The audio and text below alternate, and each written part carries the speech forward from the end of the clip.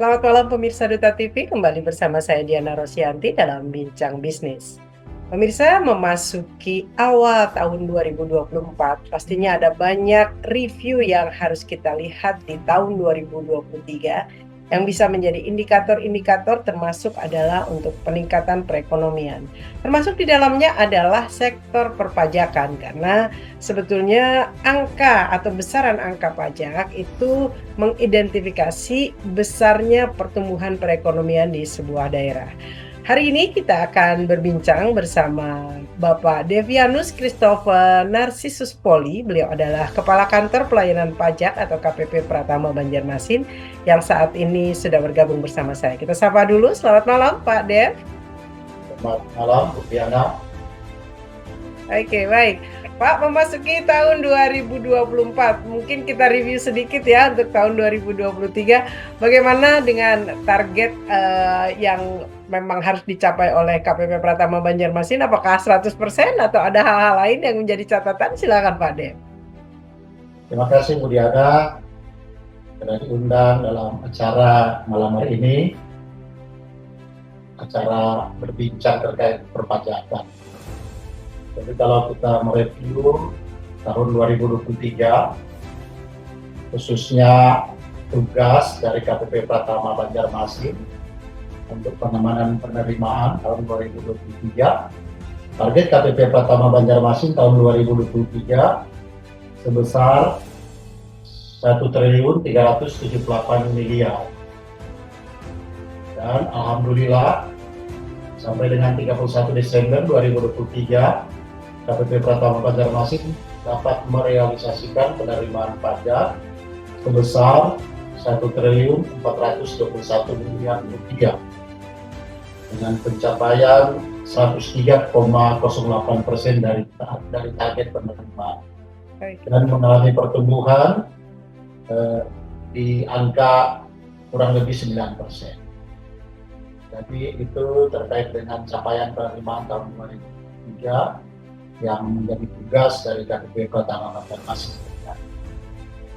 Oke, baik. Selamat kalau begitu ya. Secara tim artinya sudah over target bahkan untuk pencapaian di KPP Pratama Banjarmasin. Kalau kita review, sebetulnya posisi KPP Pratama Banjarmasin ini kan bagian dari DJP Kalsel-Teng ya. Untuk kondisi secara umum, kalau kita bicara umum ya mungkin nanti itu wilayahnya di DJP, tetapi secara umum saja sebetulnya bagaimana sih positioning target pencapaian KPP Pratama Banjarmasin terhadap pencapaian di DJP Kalsel-Teng itu Pak? KPP Pratama Banjarmasin adalah salah satu kantor pelayanan di Kanwil DJP Kalimantan Selatan dan Tengah. Di Kalimantan Selatan dan Tengah ini ada 10 kantor pelayanan. 6 kantor pelayanan ada di Provinsi Kalimantan Selatan dan 4 ada di Provinsi Kalimantan Tengah. Khusus di Kota Banjarmasin ini ada 2 kantor pelayanan sebenarnya. Yang pertama kantor pelayanan pajak Pratama Banjarmasin dan yang kedua kantor pelayanan pajak Madya Banjarmasin. Untuk wajib pajak yang menengah, besar, dan grup, ini sudah teradministrasikan di KPP Madya Banjarmasin. Jadi kalau kita melihat berapa proporsi penerimaan KPP Pratama Banjarmasin terhadap pencapaian Kanwil DJP Kalimantan Selatan dan Tengah, ini di angka sekitar 5%. Karena sudah ada KPP Pratama Madya.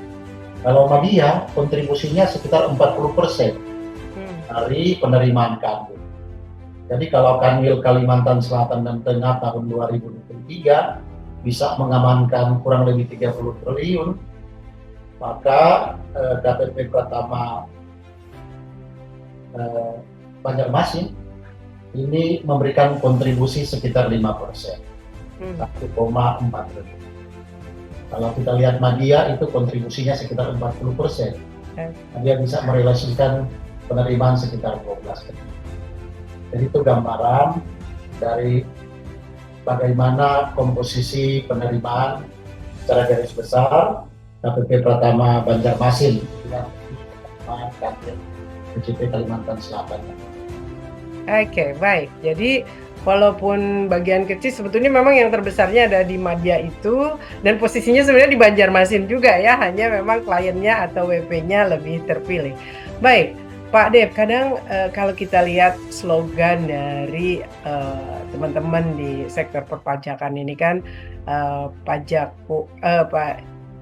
sebentar, saya tuh agak mengingat-ingat dulu ya, pajak itu kan pajak kuat Indonesia maju begitu ya. Kadang-kadang pertanyaan dari masyarakat itu kan, maju tapi kami nih kan Kalsel saja mensuplai 30 triliun.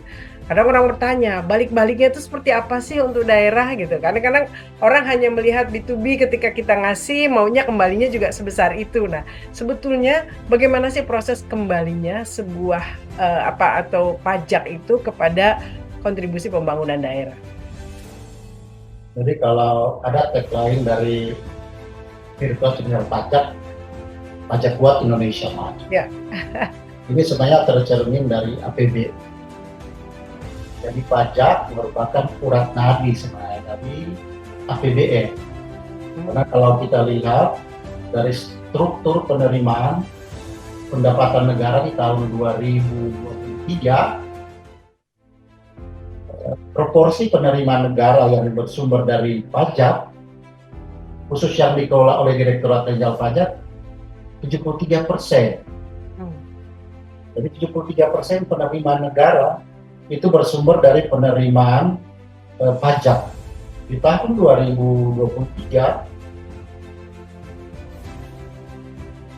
pendapatan negara sebesar 2.463 triliun. Target penerimaan pajak 1.818 triliun. Jadi 73%. Nah, setelah penerimaan negara ini masuk ke kas negara, bagaimana kembalinya ke masyarakat, bagaimana kembalinya ke daerah? Tentu saja penerimaan negara ini setelah masuk kas negara dibuat program oleh pemerintah dalam bentuk belanja. Tahun 2023 ada yang namanya belanja pemerintah pusat dan ada yang namanya transfer ke daerah. Kalau kita melihat Provinsi Kalimantan Selatan di tahun 2023 mendapatkan transfer dari pemerintah pusat yang sumbernya sebagian besar dari penerimaan negara. Khusus untuk provinsi, saya melihat angkanya Provinsi Kalimantan Selatan mendapatkan transfer dari pemerintah pusat sebesar 3,7 triliun. Dari APBD provinsi sebesar 7,8 triliun. Artinya 48% APBD provinsi Kalimantan Selatan sumbernya dari transfer dari pemerintah pusat yang sebagian besar penerimaannya dari perpajakan. Untuk wilayah kerja KPP Pratama Banjarmasin, Kota Banjarmasin dan Kabupaten Barito Kuala, untuk Kota Banjarmasin mendapatkan transfer sebesar 1,4 triliun dari APBD-nya 2,3 triliun atau 64% pendapatan Kota Banjarmasin sumbernya dari transfer pemerintah pusat.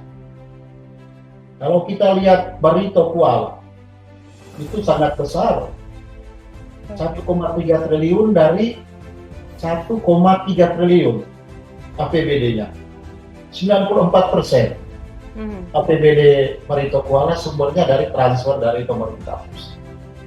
Jadi mekanismenya setelah masuk ke APBD dan dana transfer yang sumbernya dari penerimaan pajak sebagian besar, tentu saja ini menjadi program belanja oleh pemerintah untuk pembangunan di masing-masing daerah.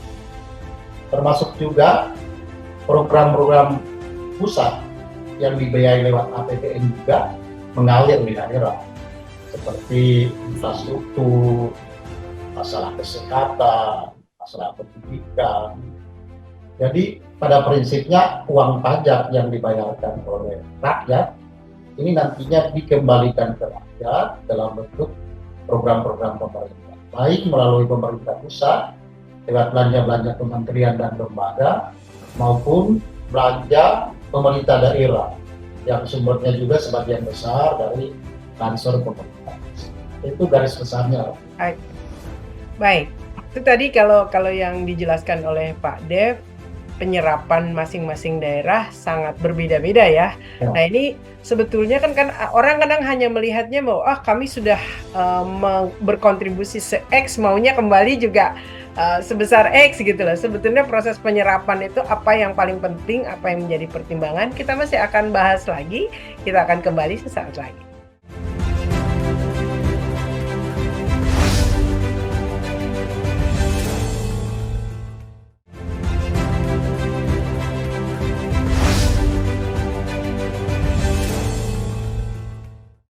Pemirsa, kita masih di Bincang Bisnis, masih berbincang terkait penerimaan dan juga alokasi akhirnya pajak untuk pembangunan sebuah daerah.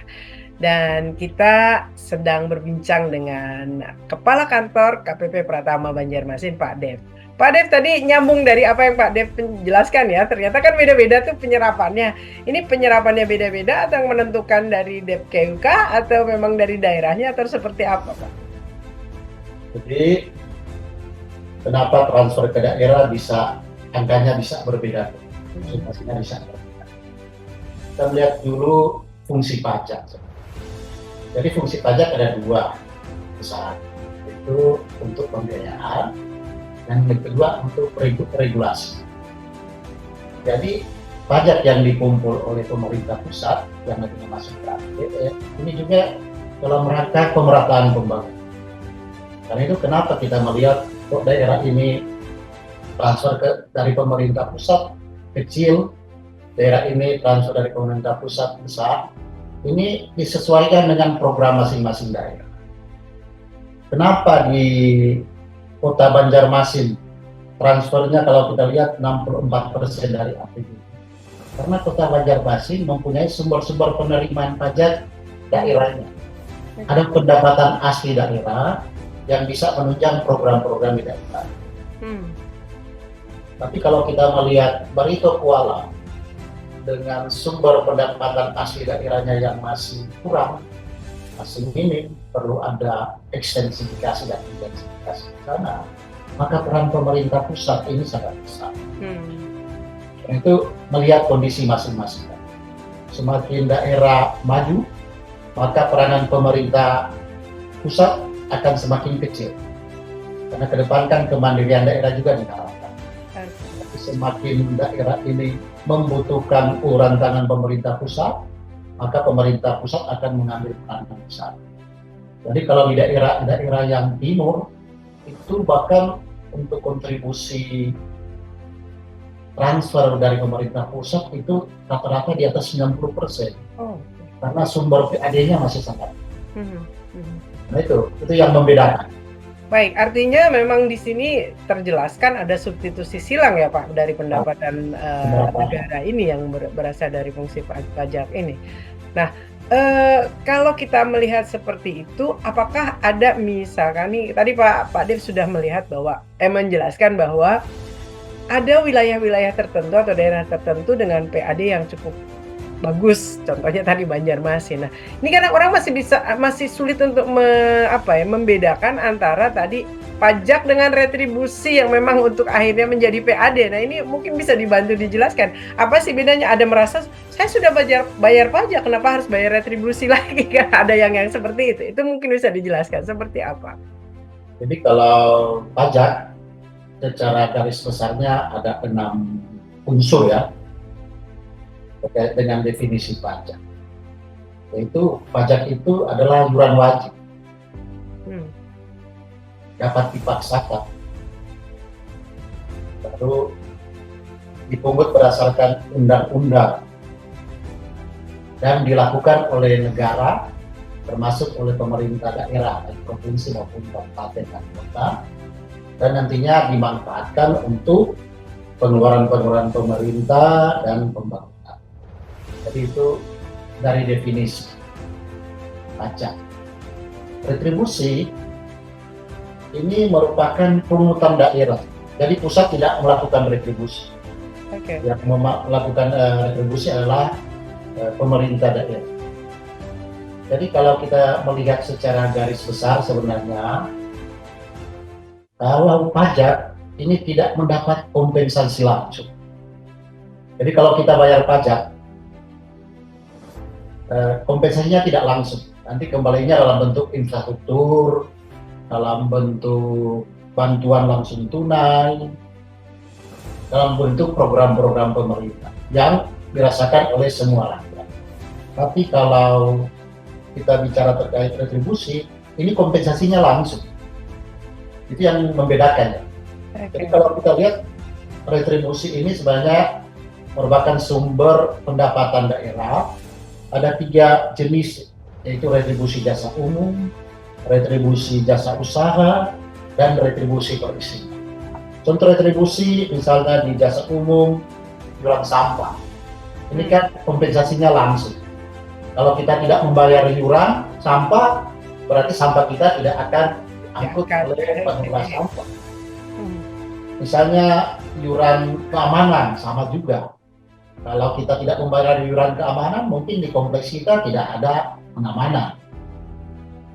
Kalau kita lihat retribusi yang terkait dengan jasa, misalnya parkir ya. Kalau kita tidak membayar parkir, ya kita tidak bisa parkir di situ. Dan kalau retribusi perizinan, misalnya yang berusaha untuk menjual minuman beralkohol, dia harus membayar retribusi di sana. Jadi secara garis besar, kalau pajak kompensasinya tidak langsung. Ini dalam bentuk program-program pemerintah. Tapi kalau retribusi ini murni merupakan sumber pendapatan asli daerah baik provinsi maupun kabupaten kota, dan ini kompensasinya langsung. Siapa yang membayar retribusi, dia akan menikmati dari fasilitas terkait dengan retribusi yang ada. Jadi saya kira ini yang membedakan. Oke, baik. Jadi mungkin orang-orang yang masih berpikir bahwa pajak itu harusnya kompensasinya langsung seperti retribusi sudah bisa terjelaskan ya, karena kalau pajak itu menjadi penerimaan negara dan posisinya adalah substitusi silang, sementara kalau PAD daerah tetap kembali sebagai pembangunan, tetapi kompensasi dari pembayaran itu juga sebetulnya sudah langsung diterima ya, seperti bayar parkir, iya, menggunakan fasilitas. betul, langsung. Baik, Pak Dev, tadi Pak Dev sudah menyampaikan bahwa alhamdulillah 2023 penerimaan ini malah over dari target. Nah, kalau melihat profiling dari WP di wilayah KPP Pratama Banjarmasin ini seperti apa sih Pak? Apakah banyak yang pengusahanya atau jenis-jenis usahanya atau seperti apa, mungkin bisa di-share ke kita, dan ini menunjukkan apa profiling ini Pak? Jadi KPP Pratama Banjarmasin ini wilayah kerjanya Kota Banjarmasin dan Kabupaten Balikpapan. Kalau kita lihat dari struktur penerimaan berdasarkan sektor, maka ada 5 sektor unggulan di KPP Pratama Banjarmasin. Yang pertama, sektor administrasi pemerintah. Jadi yang dimaksud dengan sektor administrasi pemerintah adalah belanja-belanja pemerintah, baik pemerintah kota, kabupaten maupun pemerintah pusat yang teradministrasikan di KPP Pratama Banjarmasin. Karena setiap belanja dari pemerintah itu ada unsur-unsur pajak. Ada pajak yang harus dipotong, dipungut, dan diserahkan ke kas negara. Ini cukup besar kontribusinya. Di tahun 2023 hampir 500 miliar. Jadi hampir 30% dari struktur penerimaan KPP Pratama. Yang kedua, sektor perdagangan besar eceran. Jadi kota Banjarmasin khususnya adalah kota perdagangan. Terlihat banyak sekali perdagangan yang ada baik besar maupun eceran. Dan ini kontribusinya 347 miliar, lebih 20% dari target penerimaan. Selanjutnya, sektor pengangkutan dan pergudangan. Ini pengangkutan sangat terkait dengan pengangkutan komoditi dan pergudangan, tentunya di Kalimantan Selatan ini, terkait dengan pengangkutan yang terkait dengan di sektor pertambangan. Ada pengangkutan BBM di sana, ada pengangkutan hasil tambang, juga memberikan kontribusi yang cukup signifikan, termasuk sektor keuangan dan asuransi. Artinya kontribusi dari perbankan dan asuransi.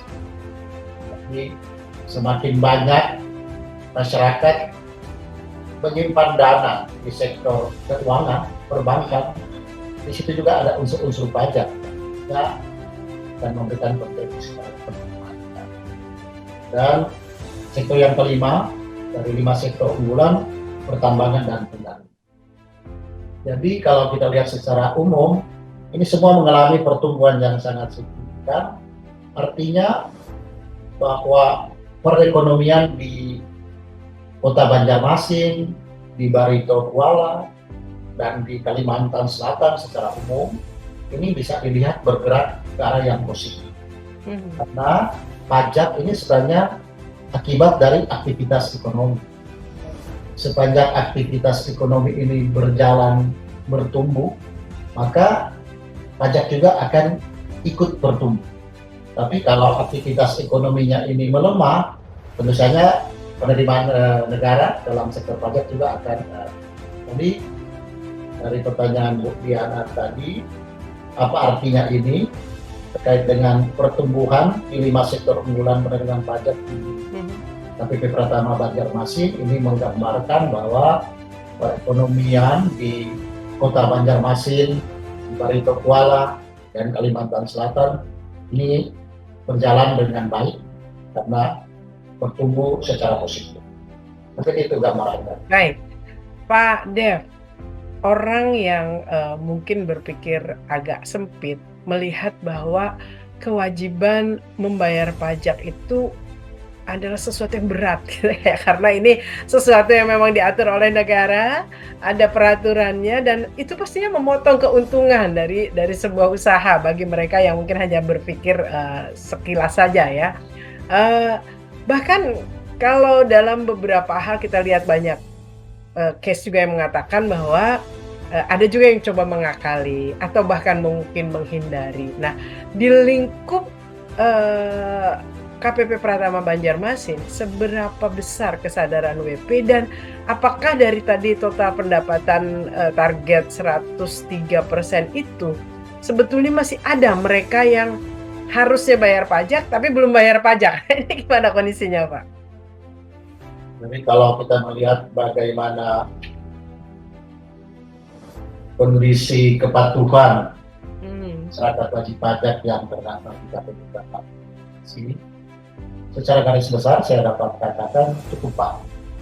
Ini digambarkan dengan pertama variabelnya kepatuhan pelaporan SPT tahunan. Karena SPT tahunan itu merupakan sarana wajib pajak untuk melaporkan kewajiban perpajakan. Yang kedua, variabelnya apa saya bilang cukup bagus, ya tercermin dari penerimaan pajak dan bisa mencapai target dan setiap tahun mengalami pertumbuhan. Jadi kalau kita bicara pajak, sebenarnya di Indonesia ini kan menganut sistem self-success. Wajib pajak dipercayakan, negara mempercayakan masyarakat wajib pajak untuk menghitung, memperhitungkan, membayar, melaporkan kewajiban perpajakannya secara mandiri. Dan fungsi dari Direktorat Jenderal Pajak KPP Pratama Banjarmasin mengawasi pelaksanaan kewajiban. Kalau dikatakan bahwa pajak ini menjadi beban, bisa ya bisa. Kenapa demikian?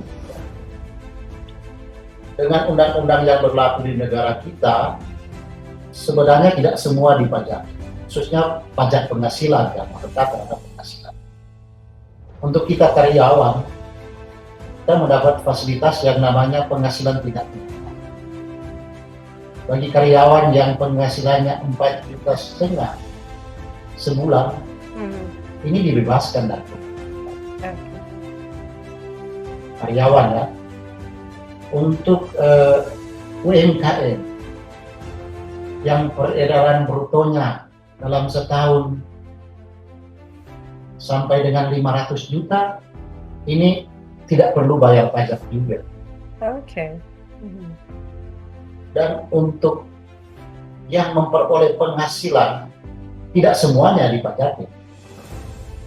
atas usaha-usaha baik orang pribadi maupun badan, yang dipajaki adalah penghasilan neto. Jadi penghasilan bersih. Artinya saya bisa mengatakan bahwa pajak tidak akan mematikan usaha seseorang atau suatu badan usaha. Karena negara minta kontribusi setelah dihitung berapa penghasilan bersihnya. Kalau orang pribadi yang usahawan ada bertingkat dari 5% sampai 35%. Yang kena 35% kalau penghasilan netonya sudah di atas 5 miliar. Tidak banyak orang itu. Itu sangat sedikit orang yang kena. Sebagian besar kena 5% dari penghasilan netonya. Kalau usaha, ini sudah dihitung berdasarkan laporan keuangannya, bahwa semua biaya-biaya yang ditentukan oleh aturan yang sudah dibiayakan, dihitung berapa penghasilan netonya, baru di situ negara minta kontribusi. Kalau untuk badan hukum, flat 22%. Jadi bisa dikatakan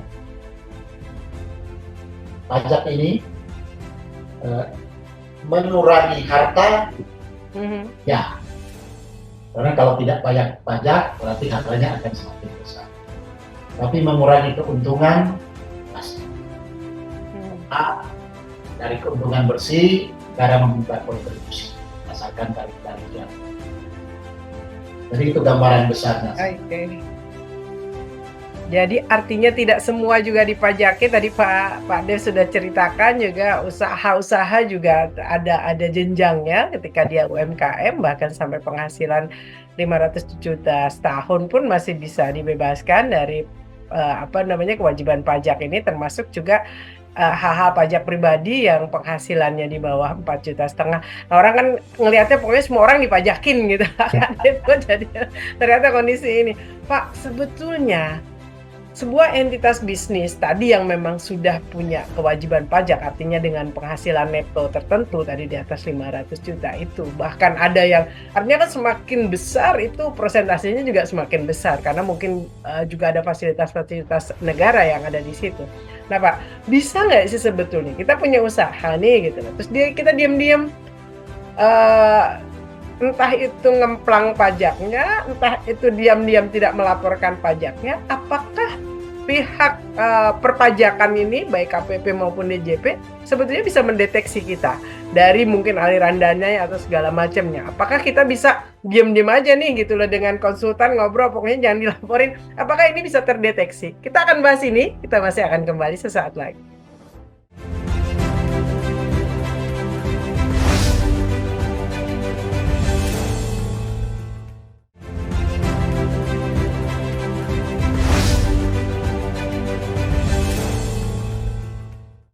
Pemirsa, masih ngobrol atau berbincang bisnis terkait perpajakan. Ini jadi seru ya pengetahuan kita ya. Kadang kita berpikirnya, aduh semua apa yang kita hasilkan semua dipajaki. Ternyata sebetulnya ada item-item yang atau ada aturan-aturan yang tidak semua itu juga harus dipajakin. Pertanyaannya tadi menyambung dari pertanyaan saya sebelumnya, apakah kita misalkan sebagai WP yang sudah punya kewajiban untuk membayar pajak, ternyata kita melakukan ya ngatur-ngatur lah Pak supaya pajaknya nggak terlalu besar, ataupun mungkin dengan hal-hal lain, atau ngemplang, atau mungkin bahkan tidak melaporkan atau tidak membayar pajaknya. Sebetulnya pihak perpajakan baik KPP ataupun DJP bisa nggak mendeteksi kita? Begini Bu, kita telah melalui apa yang namanya tax amnesty,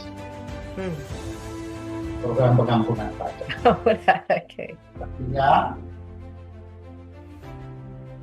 kesalahan-kesalahan masa lalu terkait dengan perpajakan telah diampuni lewat tax amnesty. Dan ada program PPS juga, program pengampunan sukarela. Ini apa tujuannya? Sebenarnya ini Direktorat Jenderal Pajak negara dalam hal ini dalam rangka membuat program ke depan bahwa sejak tax amnesty ini akses informasi terkait keuangan dari masyarakat Indonesia baik yang ada di dalam negeri maupun yang ada di luar negeri ini secara rutin mengalir ke direktorat. Ada aturan juga bahwa semua instansi, lembaga untuk melaporkan data-datanya ke Direktorat Jenderal Pajak. Terkait dengan sertifikat berarti di kantor pertanahan, terkait dengan rekening, lembaga-lembaga keuangan, asuransi, lembaga-lembaga asuransi. Jadi semua data-data masyarakat Indonesia ini akan terhimpun di Direktorat Jenderal Pajak dan nantinya mesinnya akan mengelola. Oke. Jadi artinya ke depan setelah program pengampunan pajak, sebenarnya kita menuju ke bagaimana kepatuhan sukarela. Dan di sana ada konsekuensinya. Artinya kalau ini sudah berjalan, artinya penegakan hukum juga akan berjalan baik. Di tahun 2024 ini, kita mungkin Bu Diana pernah mendengar apa yang namanya PESIA, pembaharuan sistem inti administrasi perpajakan. Jadi ini suatu aplikasi yang dibangun oleh Kementerian Pajak dalam rangka memitigasi hal seperti itu.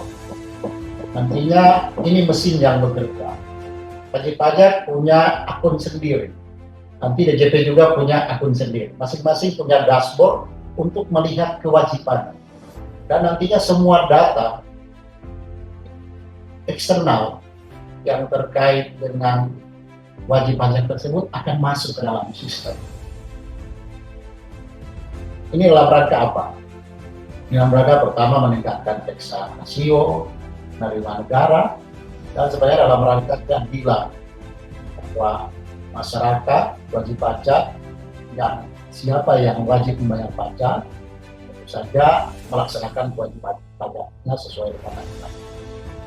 Jadi apakah yang nyemplang, yang sembunyi akan ketahuan dengan siap pembaruan sistem inti administrasi perpajakan yang akan dimulai pada Juli 2024 ini pasti akan ketahuan. Karena itu imbauan kami ya laksanakan kewajiban perpajakan sesuai peraturan yang ada, sesuai fakta yang ada atas aktivitas usaha, atas penghasilan yang ada, supaya kita bisa menjadi masyarakat wajib pajak yang patuh dengan kewajiban-kewajiban. Mungkin itu Bu Diana ya. Baik. Ketika data satu pintu, ibaratnya teman-teman di perpajakan ini memegang semua data mereka yang memang sudah masuk kategori WP begitu kan Pak. Nah, kalau misalkan ada yang tidak paham bahwa sudah ada aplikasi yang bisa mendeteksi, apalagi nanti akan diberlakukan secara ketat di 2024, edukasi apa yang dilakukan oleh teman-teman di tim Bapak maupun juga di DJP agar orang itu nggak coba-coba gitu lah. Dan kalau misalkan coba-coba, nanti kalau sudah disosialisasikan dan sudah ketat, konsekuensi hukumnya apa sih Pak? Kalau misalkan ternyata tadi ada yang mencoba ngotak-ngatik pajaknya, bahkan mencoba menghilangkan data atau segala macam, itu ada konsekuensi pasti secara hukum. Itu apa yang akan diterima oleh WP? Jadi salah satu tugas dan fungsi Direktorat Jenderal Pajak, salah satu Direktorat Pajak masing ada tugas penyeluruhan dan edukasi. Ini dalam rangka memberikan pemahaman kepada masyarakat wajib pajak terhadap kewajiban perpajakan. Kegiatan-kegiatan banyak yang dilakukan. Dan melakukan kelas pajak, melakukan sosialisasi langsung ke asosiasi, ke instansi. Kami juga melakukan penyeluruhan tidak langsung satu arah melalui media-media visual dalam bentuk poster, leaflet, selebaran, dan brosur. Kami juga melakukan kegiatan-kegiatan dalam penyeluruhan tidak langsung dalam bentuk artikel yang dipublikasikan, melakukan penyeluruhan melalui media audio visual seperti publikasi video tutorial terkait dengan kewajiban-kewajiban perpajakan. Kami juga banyak melakukan kegiatan-kegiatan lewat media sosial Hmm. Sekarang kan TikTok, Instagram, YouTube, banyak juga materi-materi yang disampaikan oleh pajak, oleh kewajiban perpajakan, media audio lainnya, show radio, termasuk acara yang juga lakukan melamar ini juga salah satu bentuk edukasi kepada masyarakat wajib pajak. Termasuk kami melakukan juga kerjasama dengan pihak ketiga, dalam hal ini kampus, di kampus-kampus yang ada tech center di sana. Kami juga melibatkan mahasiswa untuk menjadi relawan pajak. Ini semua kegiatan-kegiatan dalam rangka mengedukasi wajib pajak terhadap hak dan kewajiban wajib pajak. Karena secara aturan, atas wajib pajak yang tidak patuh tentu saja ada konsekuensi di sana. Tupoksi kami atas kewajiban wajib pajak yang belum patuh, ada mekanisme yang dilaksanakan. Kami bisa melakukan klarifikasi dulu. Kami bisa melakukan pemeriksaan pajak. Kalau ada indikasi pidana perpajakan, bisa jadi bukti permulaan, bisa jadi penyidikan perpajakan. Terhadap tunggakan-tunggakan pajak juga kami melakukan penegakan hukum di sana. Sampai ke pemblokiran rekening, pencegahan ke luar negeri, bahkan bisa penahanan di sana. Jadi di satu sisi kami punya tugas untuk mengedukasi masyarakat pajak lewat penyuluhan-penyuluhan yang kami lakukan, tapi di sisi lain sebagai regulator, DJP juga mempunyai fungsi untuk pengawasan dan penegakan. Jadi itu secara garis besar. Oke, baik.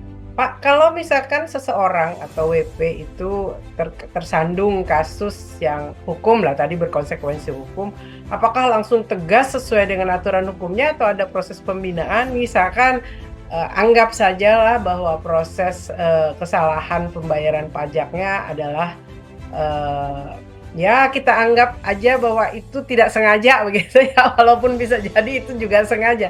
Biasanya ada proses pembinaan dulu kah atau langsung ini konsekuensi hukumnya atau seperti apa? Jadi di SOP kita, Direktorat Pajak ada tahapan.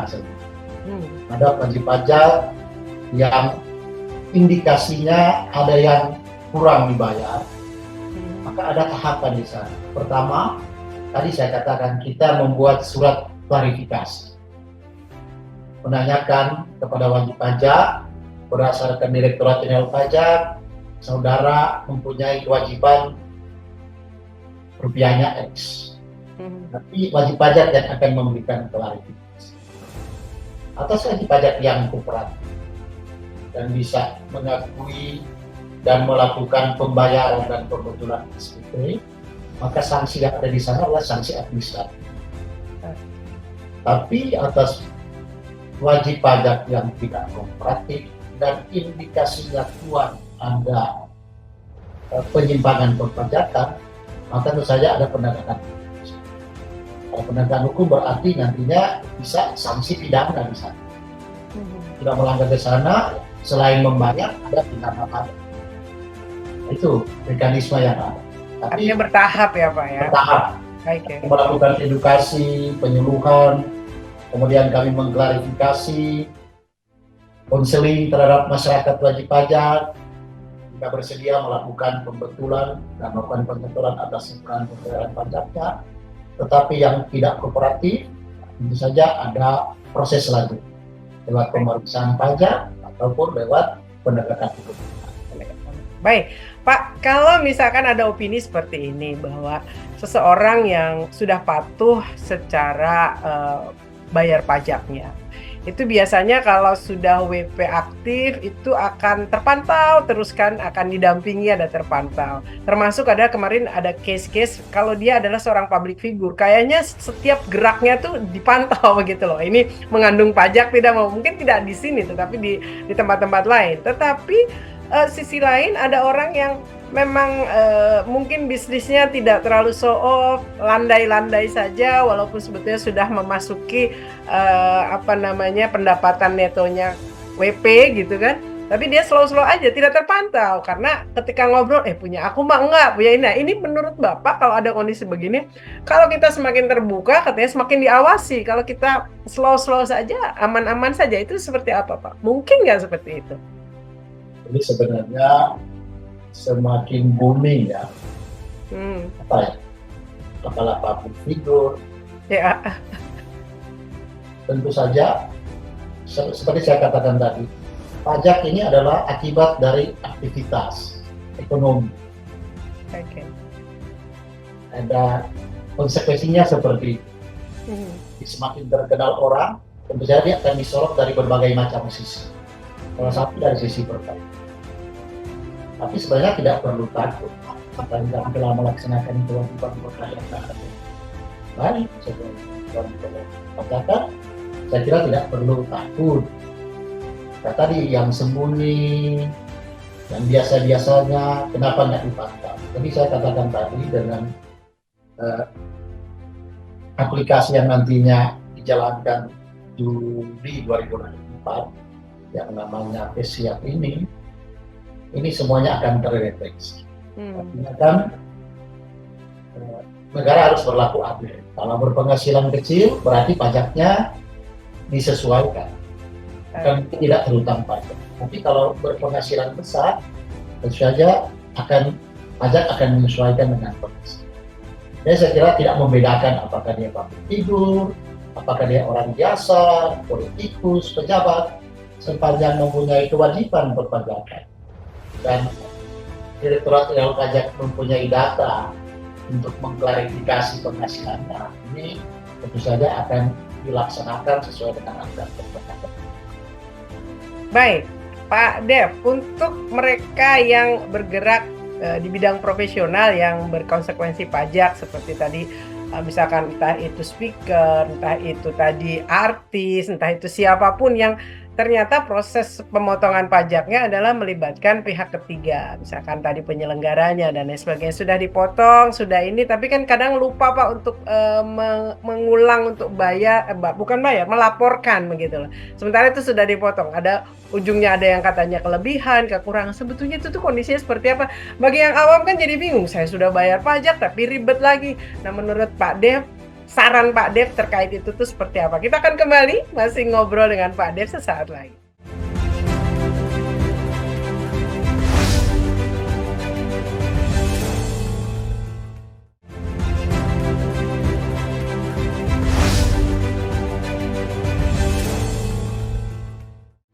Oke, pemirsa, tambah seru ngobrol sama Pak Dev ya. Ini kadang-kadang bagian dari curhatan hati juga para profesi. Ketika pihak ketiga sudah memotong, kita lupa untuk melaporkan, lalu jadi masalah di pas akhir tahun perpajakan. Pak Dev, boleh saran nggak supaya kita ini tidak diribetkan dengan hal-hal seperti itu? Otomatis aja bisa nggak sih Pak? Misalkan penyelenggara sudah motong, sudah melaporkan, ya udah kita nggak usah lagi gitu loh Pak. Itu gimana Pak? Jadi ini memang ada kewajiban dari dua belah. Pihak pemberi kerja mempunyai kewajiban untuk menerbitkan bukti. Pihak pekerja yang menerima penghasilan tentu saja menerima bukti potong yang nantinya ini menjadi bahan untuk melaporkan SPT tahunan terhadap penjawaban dalam sebenarnya dengan bukti potong, jadi elektronik bukti potong. Jadi kalau sudah dilaksanakan oleh pemberi kerja, ini secara otomatis nantinya ini bisa dilihat oleh wajib pajak. Jadi pada waktu misalnya Bu Diana masuk ke akunnya Bu Diana, nanti akan muncul atas penghasilan ini telah dipotong pajak penghasilan oleh perusahaan A, perusahaan B. Sepanjang si pemberi kerja telah melaksanakan apa yang namanya elektronik bukti potong, e-book. Nah, ini mungkin solusinya ya, Pak. Iya. Nanti berlakunya yang PSIAP, Cortex ini mekanisme ini harus berjalan juga. Jadi si pihak penerima nantinya secara otomatis dia bisa melihat di akunnya, di dashboardnya bahwa atas penghasilan saya di perusahaan A, perusahaan B, perusahaan C, ini telah dipotong pajak dan bukti potongnya akan muncul di akun masing-masing wajib pajak. Baik. Nah, sekarang memang ini kan masa untuk melaporkan SPT tahunan untuk tahun pajak 2000. Nah, memang kewajiban dari pekerja yang menerima penghasilannya harus meminta bukti potong ke masing-masing pemberi penghasilannya. Karena memang itu merupakan kewajiban dari bendahara-bendahara yang memberikan penghasilan kepada orang yang bekerja kepada. Jadi itu mekanisme yang ada. Tapi diharapkan dengan berjalannya kesiap Kortex ini secara otomatis. Karena nantinya semua diarahkan pemberi kerja ini harus melaksanakan apa yang namanya e-bupot, elektronik bukti potong. Jadi mungkin solusinya.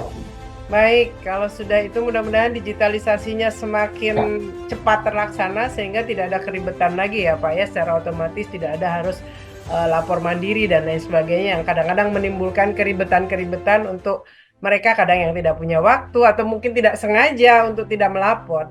Pak, kalau untuk untuk himbauan agar tadi nomor KTP, NIK itu akan sama dengan NPWP, ini kondisi di Kota Banjarmasin sudah seperti apa Pak dan Batola? Secara garis besar bahwa capaian pemadanan NIK dan NPWP di KPP Pertama Banjarmasin ini sangat baik dan ini berjalan terus. Juga dalam rangka SPT tahunan, semua masyarakat wajib pajak yang akan lapor SPT tahunan ini harus diawali dengan pemadanan. Jadi tidak bisa lapor kalau belum dipadatkan. Oh, belum dipadatkan. Itu ya. Ini sekali bareng juga kita untuk mempersiapkan karena setelah yang namanya PSIAP berjalan ini, yang saya katakan Juli, nantinya otomatis NPWP orang pribadi ini berganti nomor induk kependudukan. Oke. Ini berjalan. Ini dalam rangka sekarang semua sudah betul-betul jadi big data ya Pak kalau sudah seperti itu. Jadi BI Cek juga bisa akses di situ segala macam ya. Iya, oke. Baik, Pak, tadi Pak Dev dengan jajaran beserta mungkin teman-teman yang lain sudah berupaya. Tadi ada target, pemenuhan target, ada edukasi, ada pendekatan dengan WP dan bagaimana caranya agar bisa mendapatkan target tersebut. Tapi sisi lain Pak, tadi kita bicara satu sisi adalah bagaimana WP yang ngemplang, yang berusaha untuk tidak membayar pajak dan lain sebagainya. Tapi kalau kita lihat case-case yang dulu itu kan kadang-kadang ada juga oknum tim perpajakan ini yang agak nakal, bahkan ada case-case yang akhirnya booming besar walaupun awalnya adalah case yang mengemuka bukan soal pengemplangan pajak atau oknum yang nakal ini, tetapi ujungnya ketika dia memperkaya diri dan lain sebagainya. Nah, ada nggak pengaruhnya terhadap Pak Dev dan tim dalam pada akhirnya memberikan edukasi, menarik kan, oh nanti aku bayar pajak bocor katanya begitu. Nah, ada nggak pengaruhnya terhadap kondisi-kondisi ini? Sebenarnya setiap ada kasus penyalahgunaan wewenang, ada kasus fraud terkait dengan penerimaan negara, tentu saja membuat persepsi masyarakat terhadap pengelolaan keuangan negara menurun. Artinya kepercayaan masyarakat akan menurun. Melihat beberapa kasus kemarin, tentu saja ketidakpercayaan masyarakat terhadap pengelolaan penerimaan negara khususnya pajak akan meningkat. Oleh karena itu, tentu saja Direktorat Jenderal Pajak dalam melaksanakan tugasnya untuk penerimaan negara ini harus benar-benar benar-benar bisa dipercaya oleh masyarakat.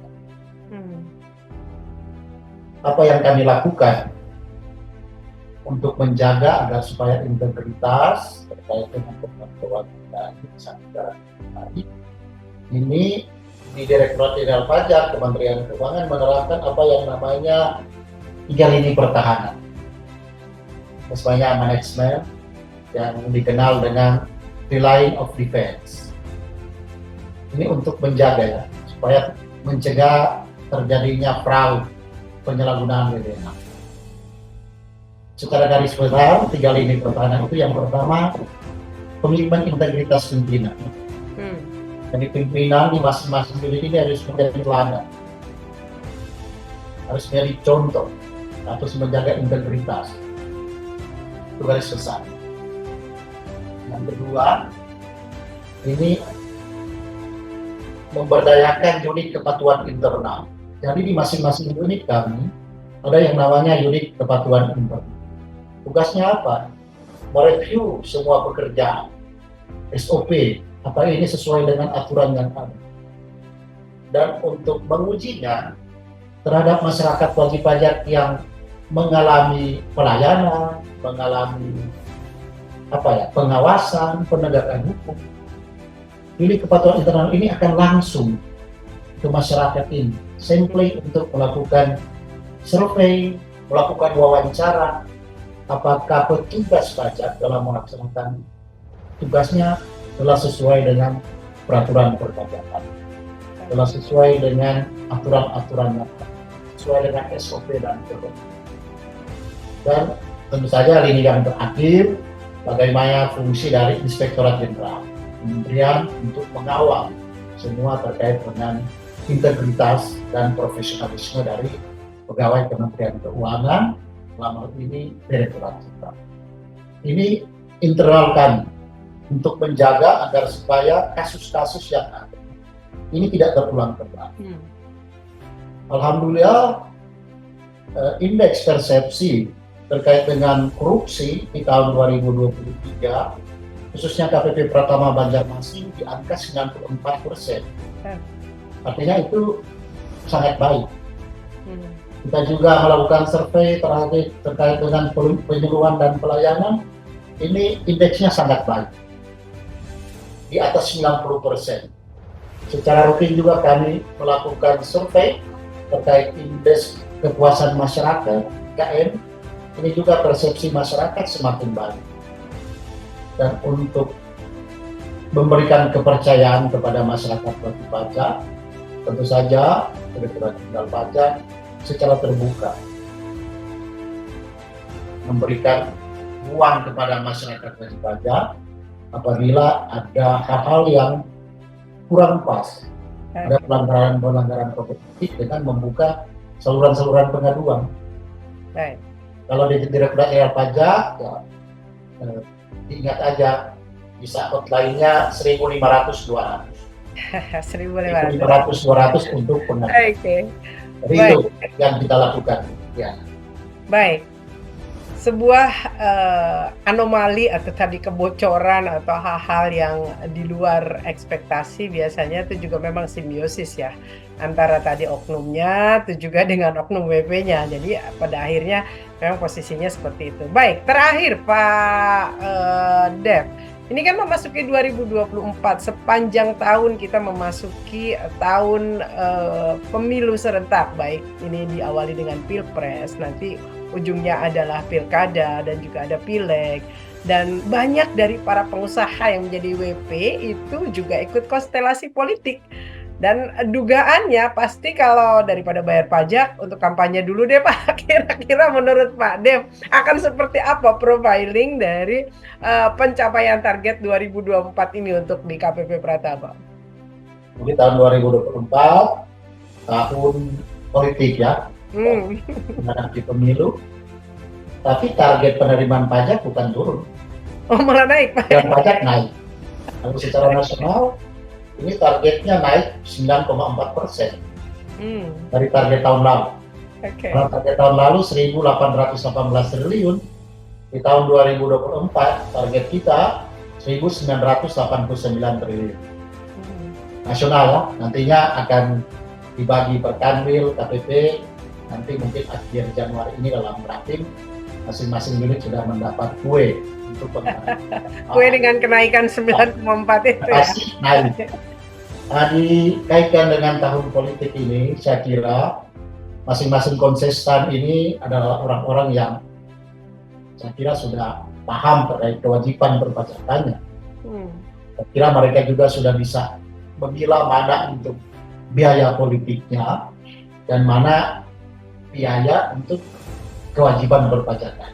Oke. Bahkan kami mengharapkan di tahun politik dengan dana APBN 73,1 triliun, 71,3 triliun, ini bisa menggerakkan sektor real. Kan KPU nanti belanja kertas suara, bilik suara, memberikan gaji kepada para petugasnya, termasuk Bawaslu di sana.